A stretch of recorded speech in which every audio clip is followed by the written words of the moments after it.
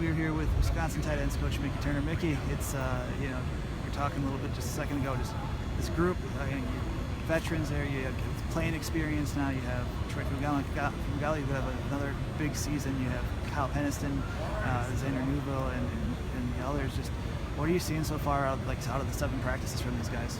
I really love their approach. You know, there's no one looking at the door for an easy way, or man, if I can just get through these next couple of reps. They're pretty hard on themselves, and I'm trying to get them to understand that if they can keep improving, how much it helps our offense. You know, instead of just trying to get through that rep for themselves, get through it as a leader to the group. I think it'll help our offense a lot. What do you see on Troy's game where, in particular, where, I mean, obviously he had a huge season led the team in catches, and then also big bookends where started the season off hot against LSU, then goes and has a huge game in the Cotton Bowl. But you know, what are you seeing out of him to take? Is there what next steps does he need to take, even to further his game and what could be like an all-conference season if things hold up? What I think about Troy, you saw in the Cotton Bowl, was consistency. It wasn't that he did anything we haven't seen before, but he did it over and over again. And obviously it wasn't perfect, but he had a very impressive game. I think for him going forward, it's how can you do that every game? How can you be that guy against, no matter who the D-end is, because we play some good D-ends, no matter who the coverage is, because we'll get covered by some pretty good DBs, right? Yeah.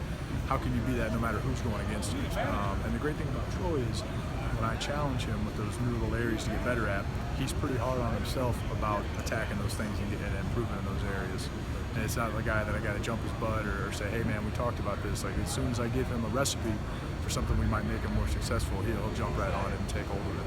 When it comes to guys like Zander, who obviously still transitioned over from the defensive line, seems like to me, it looks like a nice hand on the ground type end, but he made some catches. He made some catches, a couple catches earlier today. Oh yeah.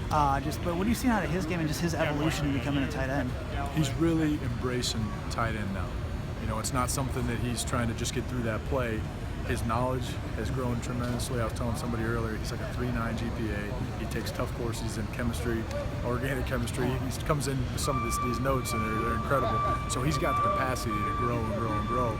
And then you throw it into a body that's pretty darn big and strong and powerful, and it's a nice thing to have on your side. But his confidence level has really grown a lot this spring.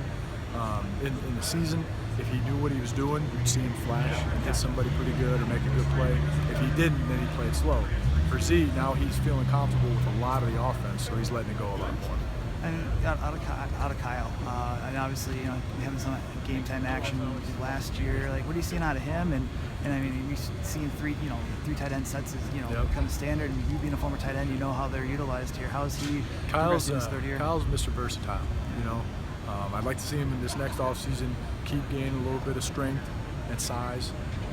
But in terms of throwing him on the field at any given position, doing any given thing, he retains the kind of the nuances of football really well. So that's why you see him playing all the way away from the ball split out and all the way in the backfield. He'll do it all, you know, and he's the one guy, you know, Fum knows most of the offense too, and then Kyle's probably that other guy that I can trust him with just about anything we do.